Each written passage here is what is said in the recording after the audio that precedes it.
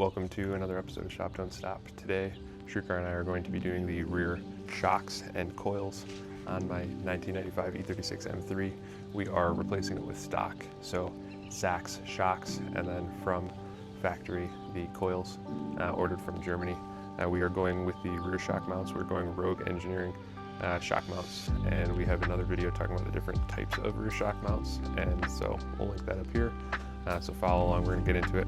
We did misplace / not shoot a couple of different spots, so we'll talk through them when that time comes. I think a lot of people choose to address these rear shock mounts by making a cut in the inner trunk liner to get to them.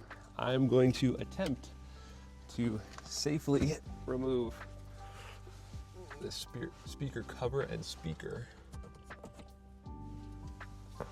Hopefully without damaging any clips. Oop. I just busted that clip. Well, just like that, the speaker cover is off. Let's see if the clip is still intact. Oh, it is. Wow, that is clean. There's 2 Phillips screws, and then a little clip, and then we'll go from there, addressing the driver's side. Bro's just getting in front of the camera. Oh, you're recording? Why are you recording from that far away? It's kind of sick though. The seatbelt stuff is on the right.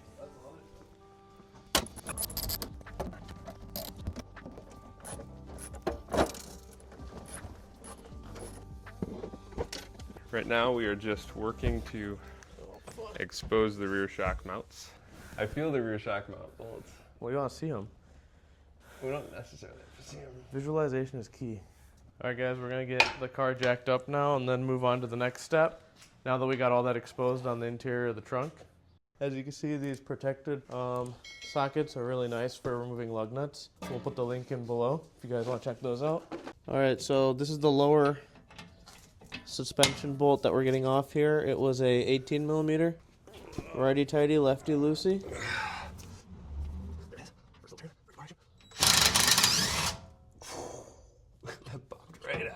So the next part is going to be taking off those top 2 bolts, so that's going to be inside the car. This is what the new one looks like right here. So we matched it up to a 13 millimeters. So Jamie's up top removing this, these 2 bolts up here, and then I'm going to pull it down when he's done with that. Just going to hold it for support here. Got one. So what happens when you're up late playing Fortnite, you get tired real quick. Looks like it's almost loose here, so in about a second we'll be pulling that down. If Jamie could actually unscrew it. I haven't unscrewed the other side fully. Oh, there's only a couple threads left on the other side. I don't want to lose that nut down there. I think I just lost the nut between the fabric. Oh man, hopefully that doesn't just rattle. Kid has really loose fingers. 2 hours later. Got it. So, this is what we were working with. I don't know if I'd call it intact. We were just clunking around. As I mentioned in the rear shock mount video, there's a metal sleeve, and then rubber, and then an outer metal housing. And right now, this one is fully disconnected. If we pop this top bolt off, you would see that the inner metal sleeve is just disconnected from the outer metal housing. Don't put your face down there. Just try and see if we can pop it out. I don't think it's loaded. Nothing's gonna happen to your face. I can pull it out if you wanna. Okay, 1, 2, 3.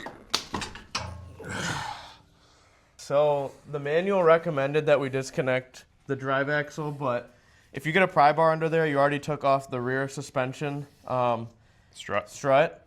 You can just push down like we did, get a pry bar. If it's longer, it's better. But then you can push down here at the same time, have somebody help you, and just pull that bottom out like I just did.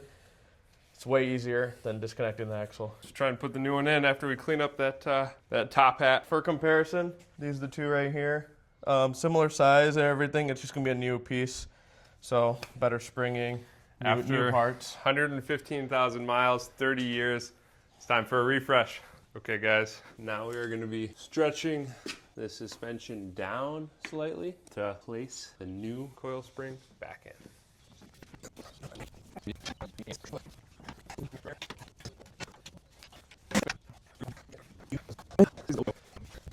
I think to get it back in, we need to drop the rear trailing arm. How? out of the cup. I don't really want to do that, but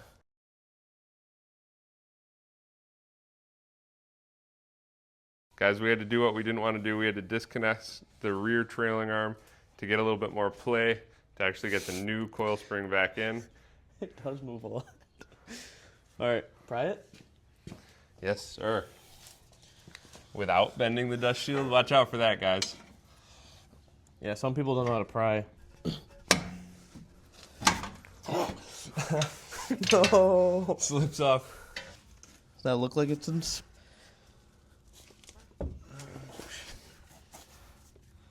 Okay. Centered.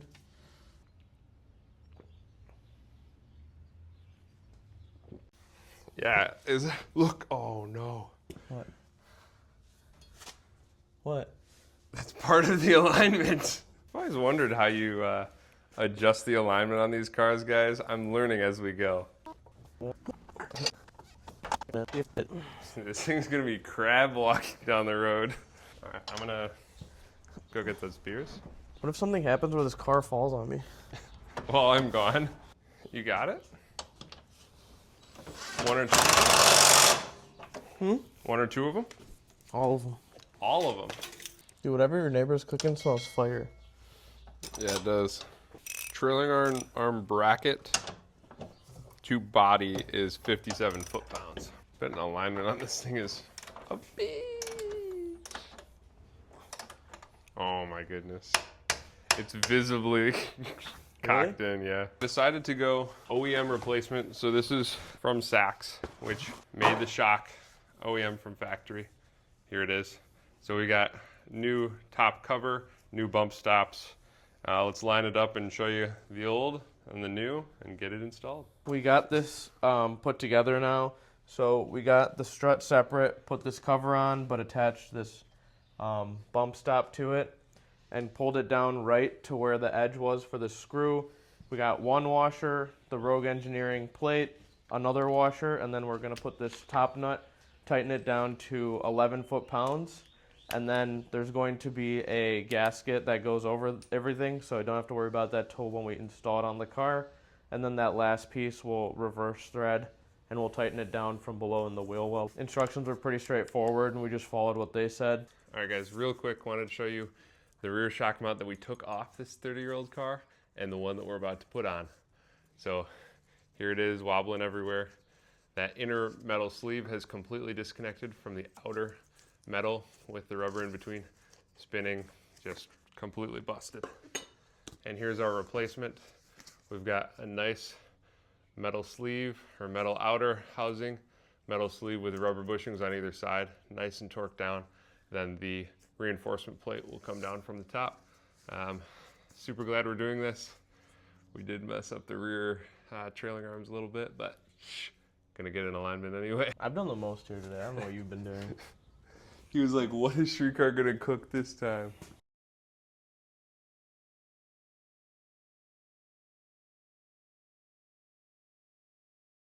So we're going on the test drive now after we did the suspension work.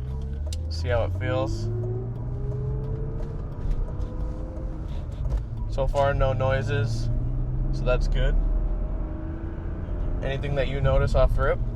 No, it feels really good.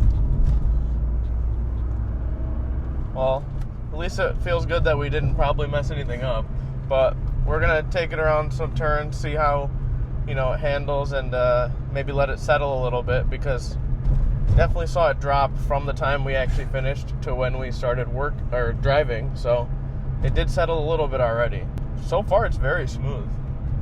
But this could also be placebo from just doing the suspension. Yeah, just feeling like we're doing it. Yeah, it's true. Any critiques on the shift so far? I haven't really felt much, so that's good. Should we go on the highway or should we just stay on the local roads? I think we could go on the highway. Up to you. Bro's only supposed to drive 1,000 miles a year. The car's not even warm and he's ripping it. We're on the highway now, cruising at pretty good speed. It was a little bouncy getting on the highway, but so far, honestly, I think it's settling in. I mean, we also have to think about the rear trailing arms. Yeah, the alignment might be a little off after what we did, but we're gonna get an alignment done pretty soon here once the front suspension gets replaced too. But checking alignment, it doesn't look too bad. I mean, it's not squirrely, not too shabby. All right, so Jamie hasn't opened the sunroof since he got the car because he's afraid it might not work. So I'm about to do it, and if it doesn't work, we're driving the rest of the way with the sunroof open, I guess.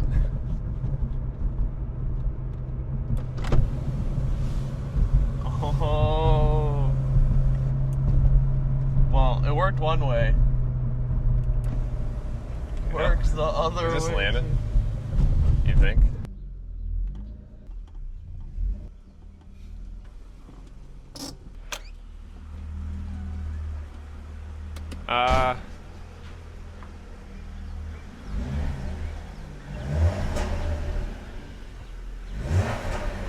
Pull forward just a little bit. What? Is that pops or rattle?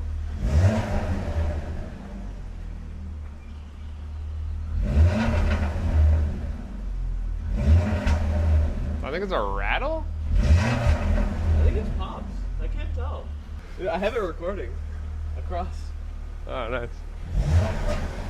I think it's a pop. I don't know. Thanks for following along today's episode of Shop Don't Stop, doing the rear suspension on this E36 M3. Hopefully you guys learned a little something from it. We definitely did, especially dropping those rear trailing arm brackets, realizing that they're part of the alignment. So what I'm going to do next is I'm going to do those rear trailing arm bushings as well as do the front suspension and then take it in for a full alignment, because especially that right rear is kind of towed in. So we got to get that sorted out. But please consider liking, subscribing for more E36 content. We've got a lot of different things planned for this channel. And again, hope you enjoyed, and remember, shop don't stop.